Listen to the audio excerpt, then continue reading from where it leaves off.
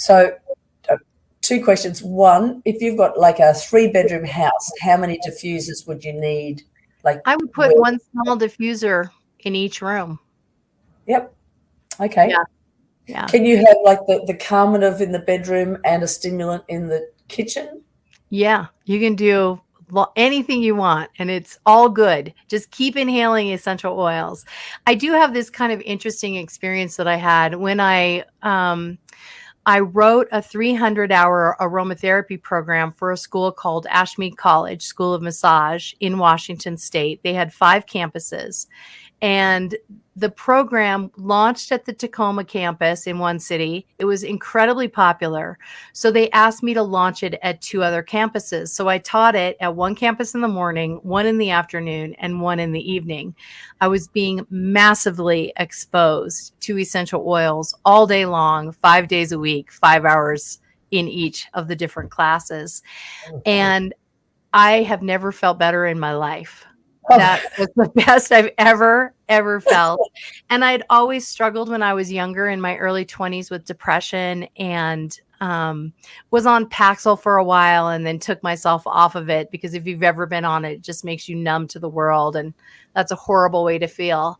And after this experience of doing this term where I was exposed nonstop to essential oils, I never, ever experienced clinical depression again. It just shifted me. It shifted my brain, and it was effortless. And one of the things I would notice in these students who would go to school for this program, where they suddenly went from no aromatherapy to 5 days a week, 5 hours a day of aromatherapy, was their lives shifted.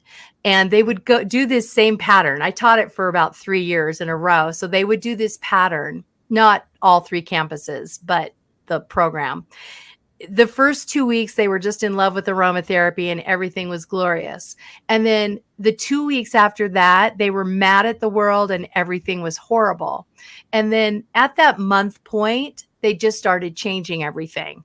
They left their husbands. They broke up with their girlfriends. They quit their job. They told their mother they were never going to speak to her again. They just shifted their lives in these really powerful ways. And for me, as my life was shifting too, I felt like there's something to this. Like, we're just more at our core. We're able to be here in this body, in this mind, and be truthful, be authentic, because it just stripped away all of the garbage. So the first 2 weeks of euphoria, that's just that the body's kind of working at a certain level.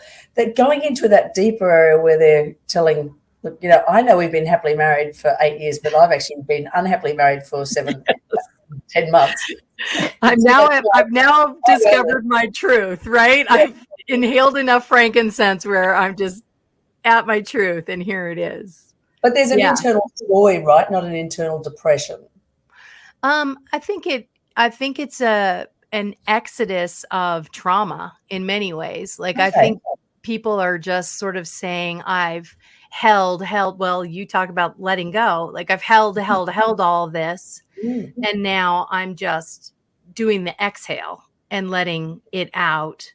And there's something about just constantly exposing yourself to essential oils that I think help you do that. Again, though, one of the things that worries me is I do these little talks, and then people go buy really crappy oils and expose themselves to really crappy oils. And then they're like, lady, I got none of these results, and I actually feel horrible.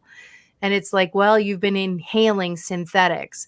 And there is nothing in our world that regulates essential oils the way that they need to be regulated for the aromatherapy community. So you have to be super careful. And I personally independently test my oils, which is very, very expensive. But I've now landed on some brands that I really like, and I don't use anything else. Okay, can you give some pointers of what people should be looking for when they? My first one is always never buy any from the markets, because anything that says $5, because it ain't real.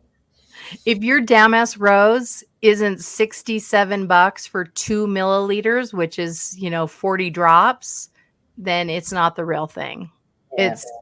And $47 for 2 milliliters of jasmine. So, and neroli's right up there too. I haven't bought any neroli for a while, so I'm not sure with inflation where it's at right now, but probably really expensive. So you do just have to be very careful about that piece of it. But if you look at aromatherapy teachers all over the place, like of wide variety, you'll find often that they're using the same brands, and it's because they've tested them or had them tested. We used to advise 𝒂𝒐𝒄. I don't know if they're still around, and that's an Australian, because we've got a lot of Australian botanicals here that we can use. Oh, amazing. Yeah. So many new essential oils are coming out of Australia and out of South Africa, and it's really exciting. Yeah. So that's really cool. Yeah. So if they're looking at the bottle, is there anything?